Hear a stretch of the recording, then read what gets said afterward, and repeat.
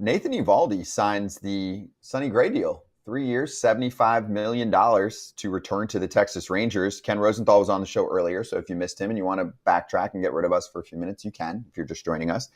Ken was at the top of the show, and he talked about the fact that Texas was in on Max Fried.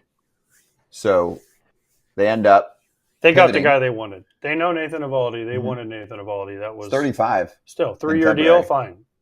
You see that? I mean, that's obviously showing how there are some similarities with Eovaldi and Morton in the regular season. This is David O'Brien's tweet. He said he'll make 25% more in the next 3 seasons in his new contract than Charlie Morton made in his past 3, 75 versus 60. It's the price of pitching on the market. I mean, Eovaldi's younger. Charlie Morton's what, 90? Inflation. Eovaldi also helped win them a World Series, and I would trust him again, right? I mean, yeah, they know what they got. You need to place a baseball in the hand. And he's pitched huge games for him. Yeah, in October, you need to place baseball in someone's hand. Feel pretty good, right? Yeah. Yeah, he's been good. When he's on the field, he's been good. He's battled injuries at times, and he was the weird pitcher early in his career, Kratz, where you're like, this guy throws a billion, but he's not striking everyone out. Why are guys touching his fastball? And then actually, he's got a really nice pitch mix these days. He really keeps hitters Cutter guessing. And splitter have really been good. Mm-hmm. His cutter used to be when he first came up. I remember when he first came up, first I saw him was with the Marlins. And it was like 97 to 101 cutters. And I'm like, no way, a cutter? And you would see it so early out of his hand, and it was flat. Now he's added that depth to it. He's pitched in big games.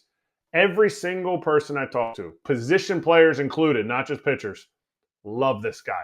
Love what he brings to the team and thinks he is one of their favorite teammates of all time. 3.80 ERA, 5th straight year above average ERA plus. It wasn't well above average, but it was 104. And again, I mean, this is a guy who is going to give you a chance to win each day, and then he's going to rise to the occasion in the postseason. Yeah, you know how often he used the splitter this past season? 31% splitter. That was a career high. He really mixed it in. You're right. Thummer. He's from Texas. This made sense all along. I don't know if the Rangers are going to do much else. We can get to their other move, though. We can pair them together. Might as well, right?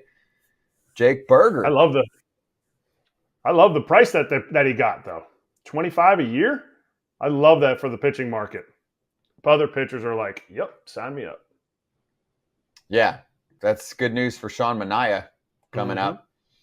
Oh, Jack Flaherty. Oh. They're going to do well. Actually, the 25 is pretty close to the 27 and change that Fried got, but Fried's for 8 years. So I don't look at that number too closely. It's more about the big number for Fried. But wait, let's go to Burger while we're on the Rangers. A few prospects going the other way. He's a year away from arbitration. You've got him for 4 more seasons. If you like the player, it's a very specific type of player. You want home runs, strikeouts, and not great defense. Yes, but big pop. No, huge home and a good dude too. Good dude. Yeah, good guy. Fun guy. Jake Burger. Good guy, Jake Burger. He's got mad pop, former first-round pick. If you don't know his story, by the way, I think he blew out both of his Achilles right after he was drafted. Not one. He blew out one. I think he blew out the other one the next year. So he missed like 2 full years, got to the White Sox, got hot. They traded him to the Marlins. Marlins made the playoffs with him. Had a nice year last year. He hit 29 homers at Marlins Park. You're doing something special. Now he's going to Texas. I mean, they needed pop. I remember Adolis Garcia had a down year last year. Some of their other guys, Josh Young was hurt all the time, so they needed someone to fill in and possibly at third base. Nathaniel Lowe's power has declined the last couple of years, so they need some pop. And Jake Burger will bring you pop. He'll also bring you strikeouts. But if you want homers, Jake Burger's your guy. Crush some lefties. Mm-hmm. Has a chance to hit 40-plus in Texas. Texas is big, bro. Not as big as Miami. It's close. Texas and is better, big. much better lineup. Texas is big. We need to get the Burger back on here. We can ask for him, and I got to look at his defensive metrics. I mean, from the eye test, yeah. Let's just talk about his homers because he's a good guy. Yeah. Well, what's the position? Homers. That's my Not thing. First? You can't just say, "Oh, DH, he had 29 home runs." I feel like some teams aren't built to necessarily DH because they got Kyle Higashioka. If Heim has a bounce back year, he's going to get some DHs. You got to get Corey Seager off his feet. He's going to get DHs. I'm wondering if this means Nathaniel Lowe gets moved and either Josh Young or Berger go to first base. Just hypothetical.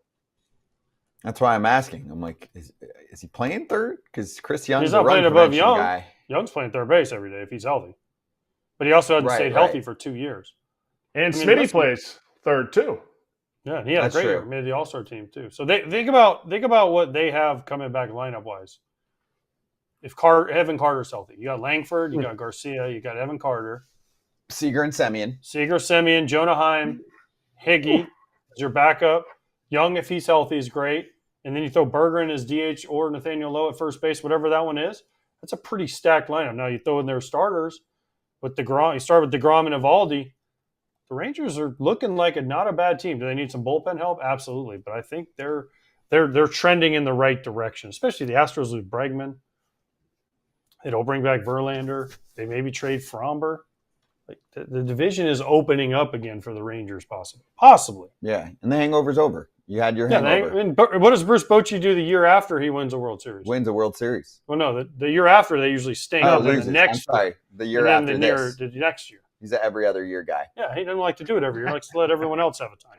Yeah, exactly. He's so nice. Like Hey, everybody.